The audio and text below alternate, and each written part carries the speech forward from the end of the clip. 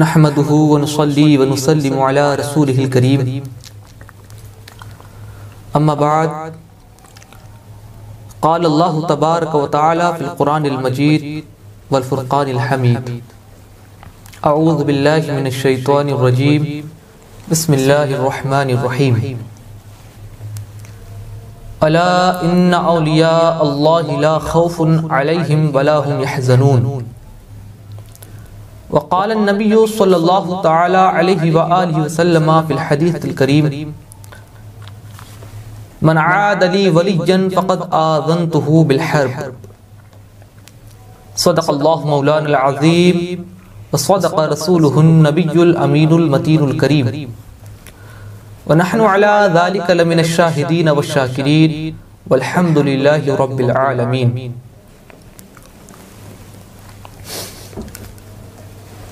ناظرین بوقار،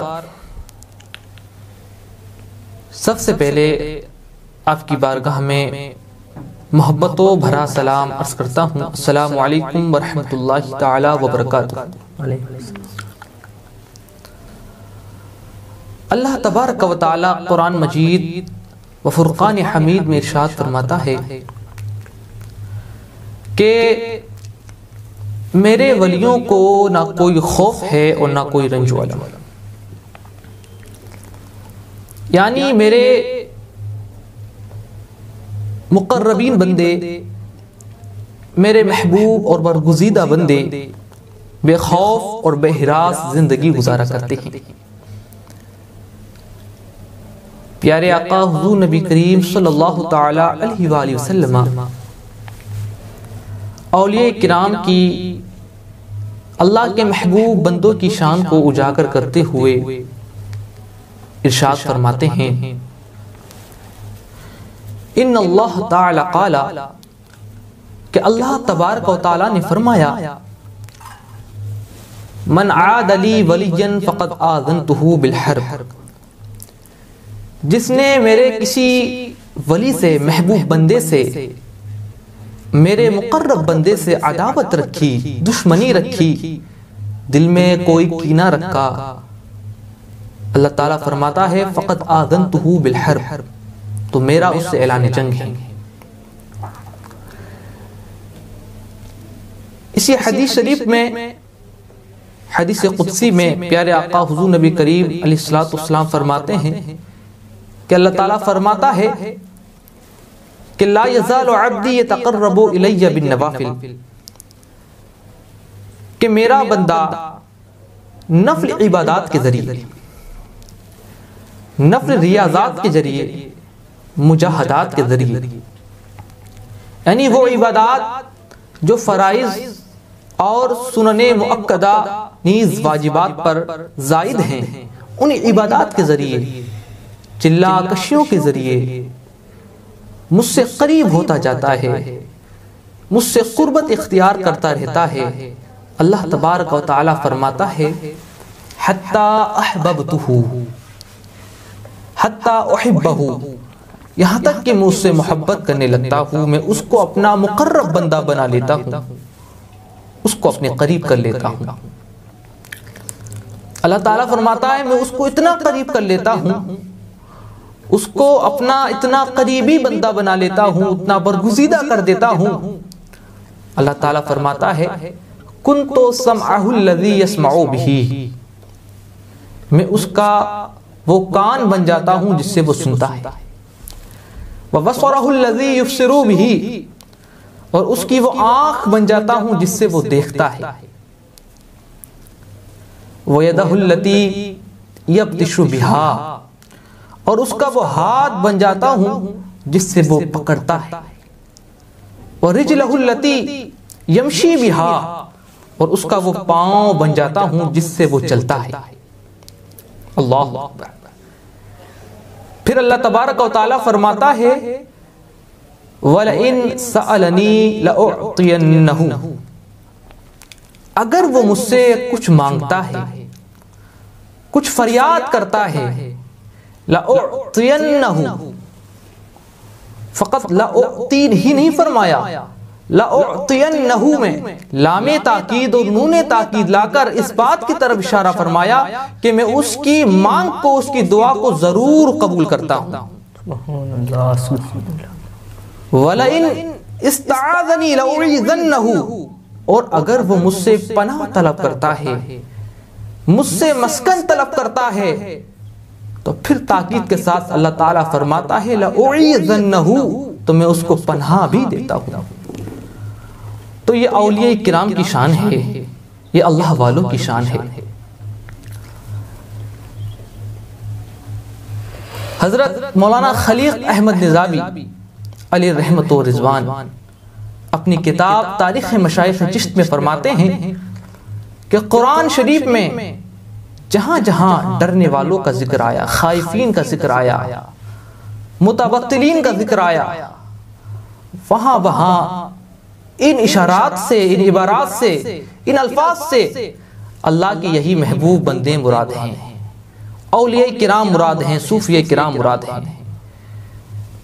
لہذا اولیاء کرام کی شان بہت عظیم ہے، اور ہم جو ان کے دربار میں، ان کے مزارات پر جا کر اپنی فریاد رسی کرتے ہیں، ان کے وسیلے سے دعا مانگتے ہیں، گویا کہ یہ حدیث قدسی پر عمل ہوتا ہے. انہی اولیاء کرام میں سے، جیسا کہ آپ تمامی حضرات کو معلوم ہے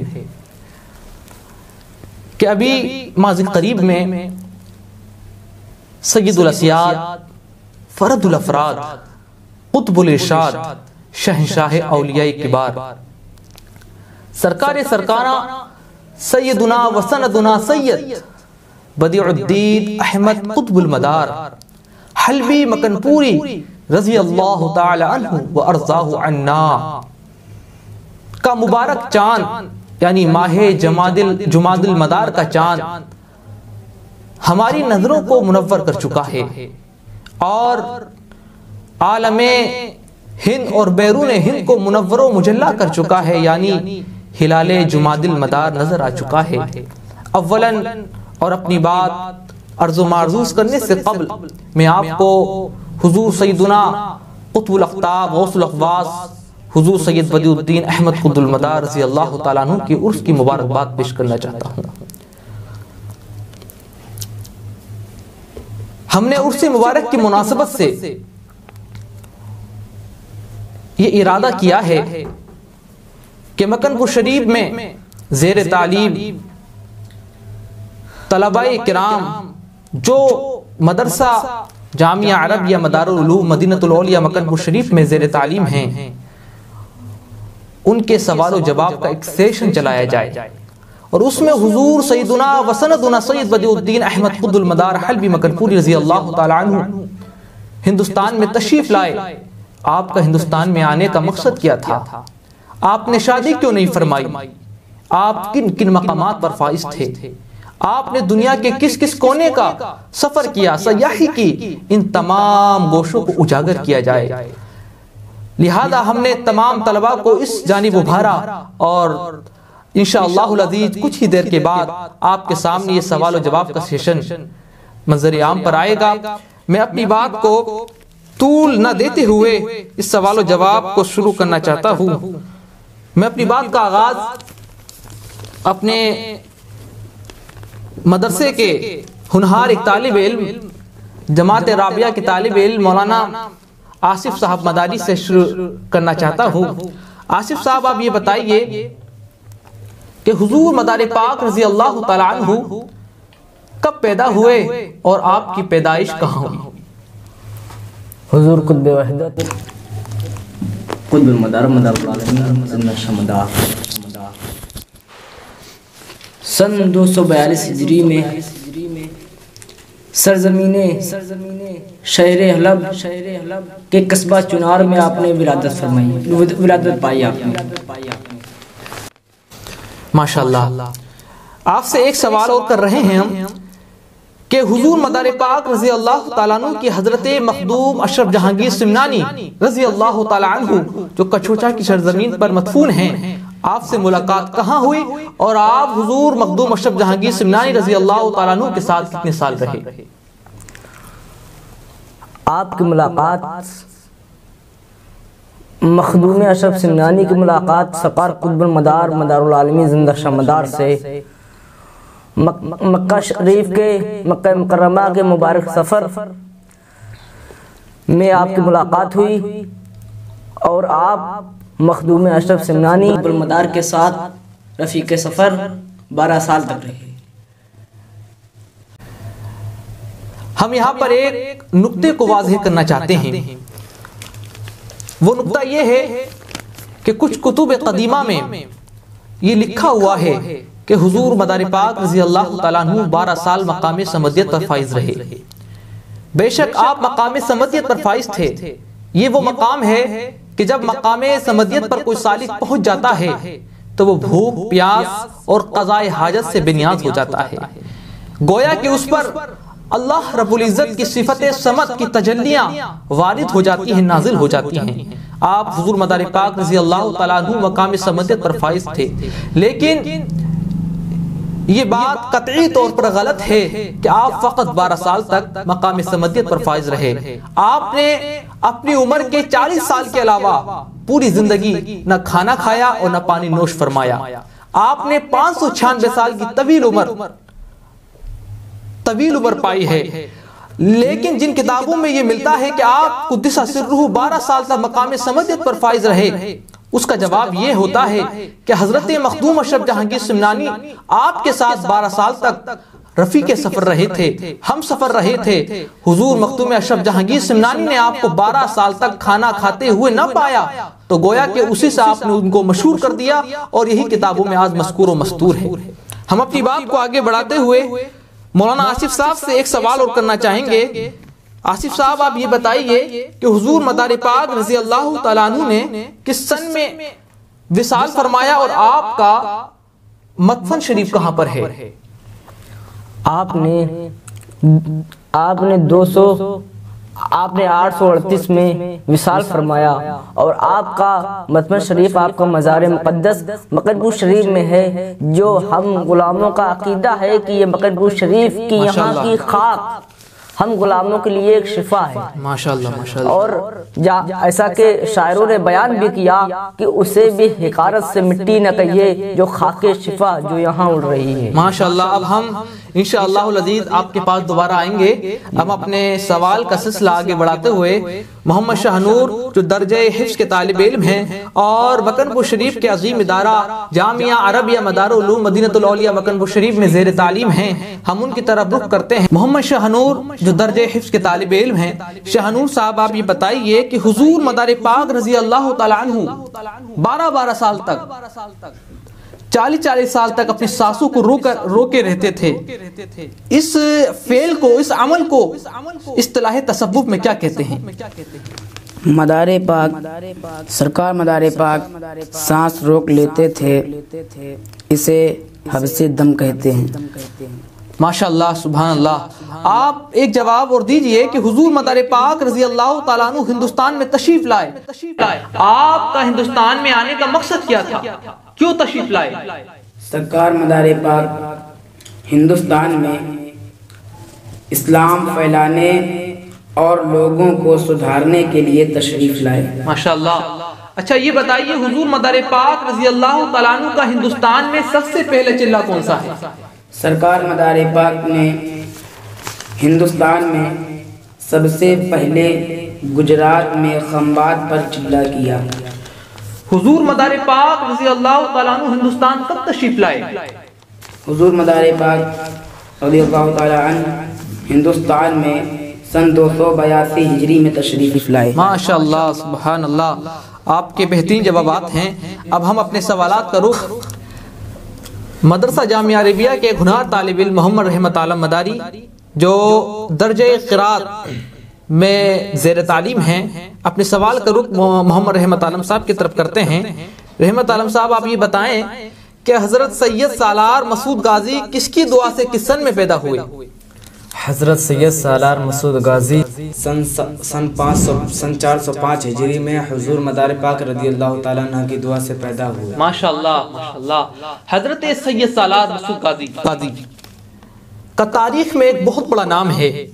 آپ حضور مدار پاک رضی اللہ تعالیٰ عنہ کی دعا سے پیدا ہوئے تھے، اور بعد میں جب آپ عالم شباب پر آئے، جوانی کی حالت میں آئے، تو حضور مدار پاک رضی اللہ تعالیٰ عنہ نے آپ کو خلافت سے بھی نوازا۔ یہ بات دیگر کتابوں میں مذکور اور مستور ہے، اور خود تواریخ محمودی میں ملا محمود غزنوی نے اس کو تحریر فرمایا اور لکھوایا، اور آج تک تواریخ محمودی کے اقتباسات ملتے ہیں، عبارات ملتی ہیں جو اس بات پر شاہد عدل ہیں۔ ہم اپنے سوال میں دوسرے سوال آپ سے کرنا چاہتے ہیں۔ محمد رحمت صاحب، آپ یہ بتائیے کہ سرکار مدار پاک اور حضور غوث پاک کی ملاقات کس سن میں اور کتنی بار ہوئی؟ سرکار مدار پاک اور سرکار غوث پاک کی ملاقات سن 505 ہجری میں پہلی بار ہوئی اور 6 صدی کے آخر میں دوسری بار ہوئی۔ ماشاءاللہ ماشاءاللہ۔ جب حضور مدار پاک رضی اللہ تعالیٰ عنہ کی ملاقات حضور غوث اعظم رضی اللہ تعالیٰ عنہ سے ہوئی تھی، تو آپ حضور غوث پاک رضی اللہ تعالیٰ عنہ نے آپ کے ساتھ اپنے 2 بھانجے جو آپ کی بہن بی بی نصیبہ کے تھے، یعنی حضرت شیخ سید جمال الدین جان من جنتی اور حضرت شیخ سید احمد بادیہ پاک کو آپ کے رفیق سفر کروایا، آپ کے ہمراہ کروایا، اور حکم دیا کہ اے بدیع الدین، آپ ان کو اپنا خلیفہ بنائیے اور ہندوستان میں لے جا کر ان سے تبلیغ اسلام کا فریضہ انجام دلائیے۔ ماشاءاللہ، آپ نے بہت اچھا جواب دیا ہے۔ ہم آپ سے ایک سوال اور کرنا چاہتے ہیں، یہ بتائیے کہ حضرت خواجہ سید ارغون علی رحمت و رضوان جو حضور مدار پاک کے جانشین اول ہیں اور آپ کے خلیفہ بھی ہیں، آپ کے کم سے کم 2 خلیفہ کے نام شمار کرائیں، آپ کے 2 خلیفہ کے نام۔ خواجہ محمد ارغون کے 2 خلفاء کے نام یہ ہیں۔ نمبر 1 حضرت شیخ کمال الدین قریشی حیدرآباد، اور نمبر 2 حضرت شیخ نظام سنبھل۔ ماشاءاللہ ماشاءاللہ، بہت اچھی جواب دیا آپ نے۔ ہم اب اپنے سوال کا رخ محمد امن مداری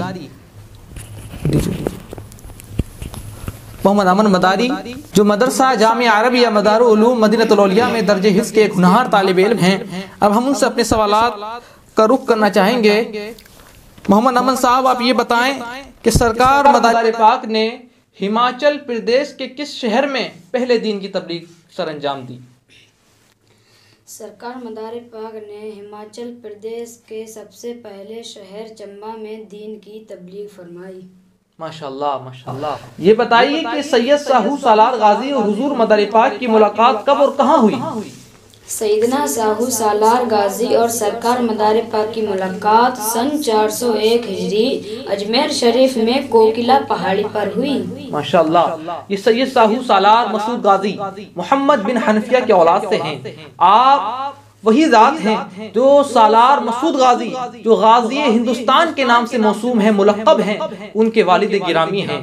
آپ کے والد گرامی جب اجمیر شریف سے ہو کر ایک جنگ میں شرکت کے لیے جا رہے تھے تو حضور مدار پاک رضی اللہ تعالیٰ عنہ سے آپ کی ملاقات ہوئی تھی، اور حضور مدار پاک رضی اللہ تعالیٰ عنہ ہی نے آپ کو آپ کے فرزند ارجمن حضرت سالار مسعود غازی کے آنے کی خوشخبری دی تھی، اور آپ کو اپنے ساتھ زمینی اسما اور 7 آسمانی اسما کے پڑھنے کی تلقین بھی فرمائی تھی۔ یہ حضرت سالار مسعود غازی کے والد گرامی ہیں۔ اب ہم اپنے سوالات اور جوابات کے سلسلے کو سیشن کو یہیں پر ختم کرتے ہیں، اور آپ سے گزارش کرتے ہیں کہ اس سوال اور جواب کے سیشن کو گوش گزار کریں اور شیئر کریں، اور محفل اولیاء پروگرام سے یہ جو پروگرام نشر کیا جا رہا ہے اس کو جہاں تک ہو سکے جگہ بہ جگہ پھیلائیں اور شیئر کریں اور ثواب دارین کے مستحق بنیں۔ آپ اول تا آخر اس پروگرام کو سماعت کریں، انشاءاللہ العزیز ضرور اس میں کارآمد باتیں آپ سماعت کریں گے۔